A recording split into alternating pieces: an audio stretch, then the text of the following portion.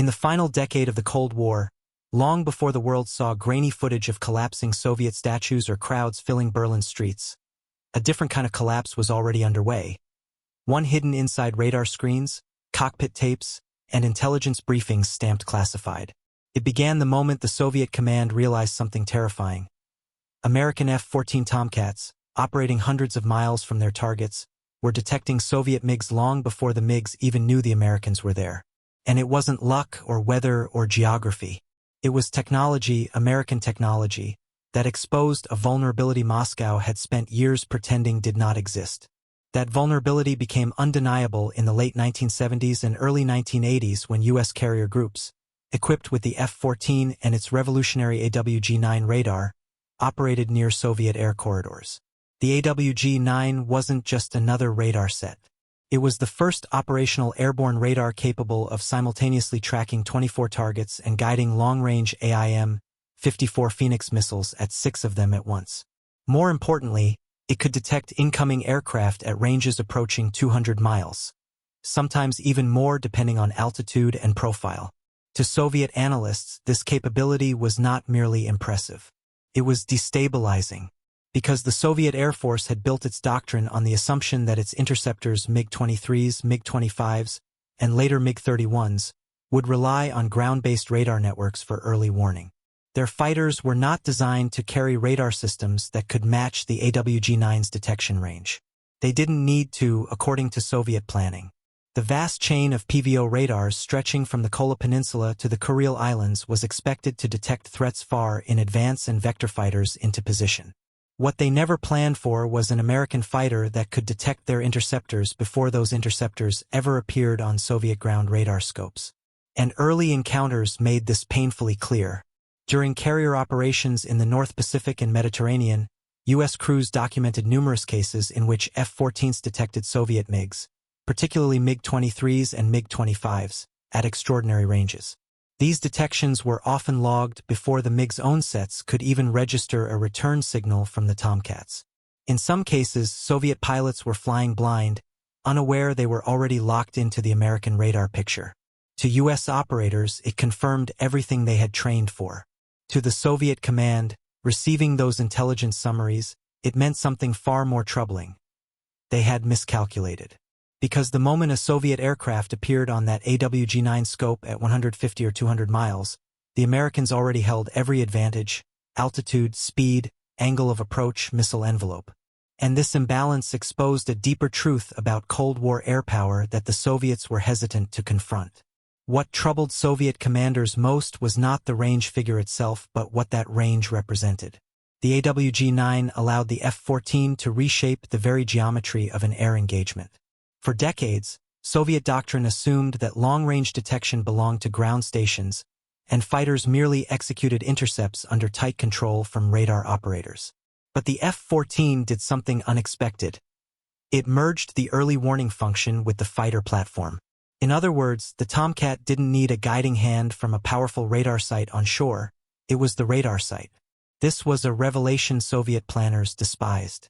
They had always believed the advantage in sensor reach lay with them, thanks to massive PVO radars and over-the-horizon installations that ringed the Soviet Union. But the AWG-9 demonstrated that U.S. carrier aviation, operating far from land, could detect and classify targets at distances previously associated only with strategic ground networks. To the Soviets, that meant their fighters were entering a battle space where the Americans had already mapped every relevant piece of information: speed, altitude, heading, formation shape, even climb profiles.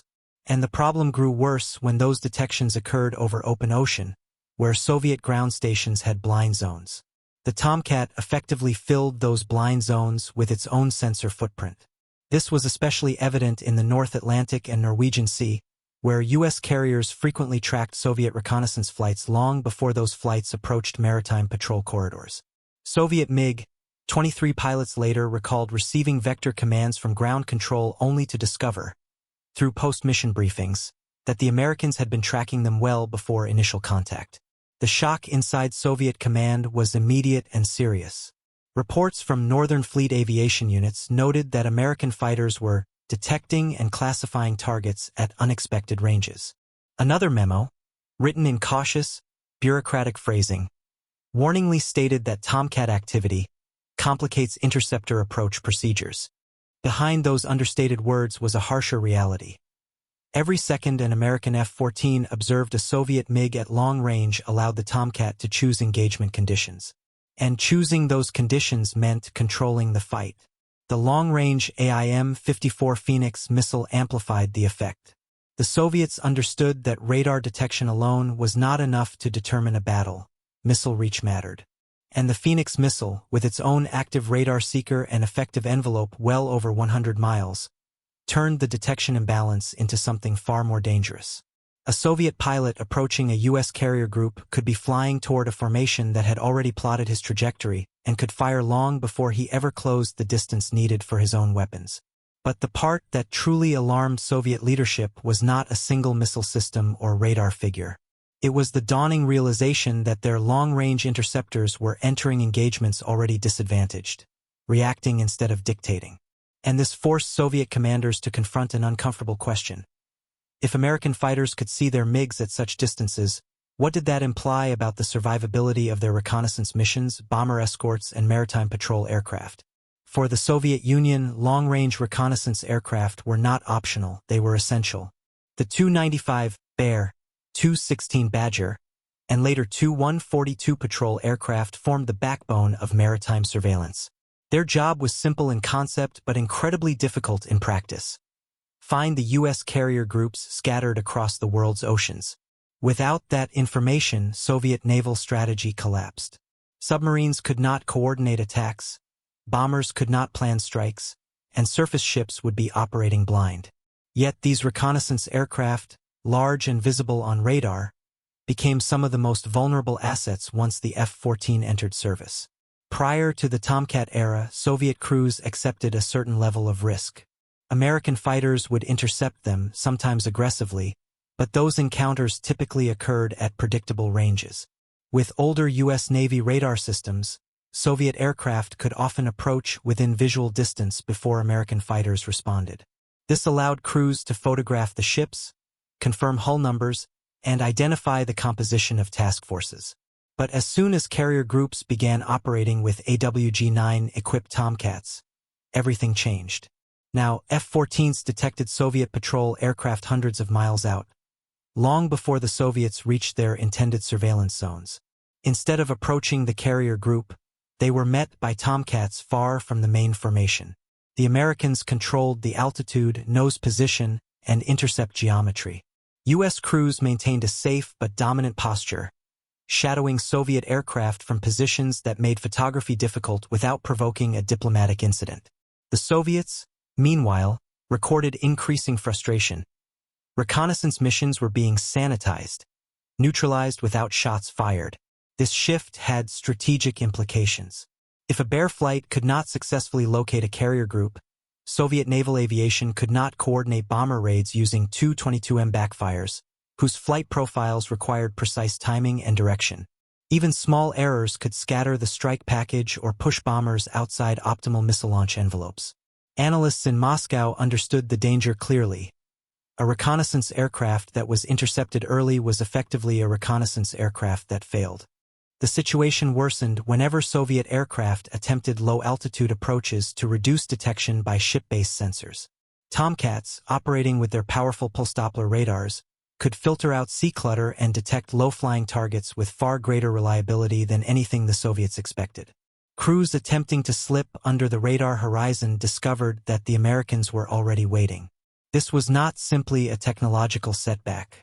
It was an operational one. Soviet commanders now had to assume that any reconnaissance mission inside Tomcat range was compromised from the start. Even if the Soviets deployed more aircraft or adjusted timing, they remained in a reactive posture, forced to adapt to a battle space the Americans already dominated. And as pressure grew on Soviet reconnaissance, another question began troubling planners in Moscow. If their patrol aircraft were being detected so early and so consistently, what did that say about the survivability of their bomber strike packages in a real conflict? For years, Soviet naval strike doctrine rested on a simple but aggressive concept: overwhelm the defenses of a U.S. carrier group with massed bomber formations. Tu-22M backfires, supported by Tu-16 Badgers and occasionally by Tu-95 Bears, would launch coordinated waves of anti-ship missiles from multiple directions. The strategy relied on two assumptions: that Soviet reconnaissance would locate the carrier group in time, and that bomber regiments could approach the launch zone before being detected by American fighters. But once the F-14 entered frontline service, with its ability to detect aircraft at ranges approaching 200 miles, both assumptions began to crumble. The first cracks appeared during large-scale naval exercises. Soviet bomber crews rehearsed attack runs, only to find American Tomcats appearing at extreme ranges, tracking their approach long before they reached simulated launch points. Post-exercise reports repeatedly noted that early detection by F-14s forced bomber formations to alter flight paths or abandon notional attack profiles. It became clear that in a real conflict, bombers would spend much of their time maneuvering defensively rather than preparing coordinated missile launches. The Tomcat's advantage extended beyond detection range. With the AIM-54 Phoenix missile, U.S. fighters could theoretically engage bombers well before the bombers entered their own firing envelopes. Even if the Phoenix was not intended for routine use against large formations, its existence forced Soviet planners to consider worst-case scenarios. A bomber crew approaching at high altitude, in order to maximize missile range, risked exposure to long-range intercepts.